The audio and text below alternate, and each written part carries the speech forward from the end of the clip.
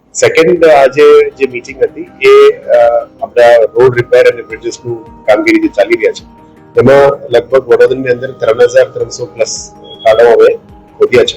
મોટા નાના અલગ અલગ જગ્યાઓમાં રોડના અને રોડની સાઇડ્સમાં અમે નવું ઓજી વિસ્તારમાં પણ જે હજી કદાચ ડ્રેનેજ લાઇન્સ અને પાણી પાઇપલાઇન લાઇન્સ નાખવાની બાકી છે ત્યાં જગ્યામાં જે 5 વર્ષ ઉપરનું પણ અમુક જગ્યામાં હુડામાંથી જે બીએમસી હદમાં આવેલા નવા ગામમાં મેક્સિમમ પ્રોબ્લેમ છે.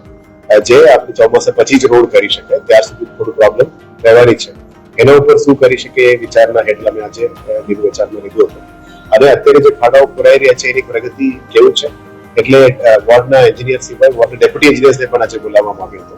એટલે અમે સીધી જવાબદારી વોર્ડ ડેપ્યુટી એન્જિનિયર્સને જ કીધું છે કે જેને પણ રોડ બનાવ્યું છે અથવા જેને પણ પાણીનું લાઈન નાખી છે, જેને પણ ડ્રેનેજનું લાઈન નાખી છે, એમને સમય મર્યાદામાં આ કામગીરી પૂરું કરવાની હતી.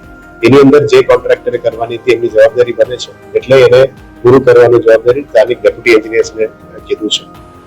સાથે સાથ એક્ઝિક્યુટિવ એન્જિનિયર્સને મોનિટર કરીને સર્ટિફાઈ કરીને આપવાનું કીધું છે કે 3 દિવસમાં કરવાની હતી, પછી અઠવાડિયાનો સમય આપ્યો આવે તો 7 દિવસની સમય થઈ ગઈ છે. એટલે વહેલા તકે આજે આવનારા 2 દિવસની અંદર જેટલા પણ કામ છે પેચવર્કની કામ, જ્યારે પણ ડ્રાય સ્પેલ મળે આ પેચવર્કની કામ પૂરું કરીને ચાલુ કરવાનો આદેશ આપી છે.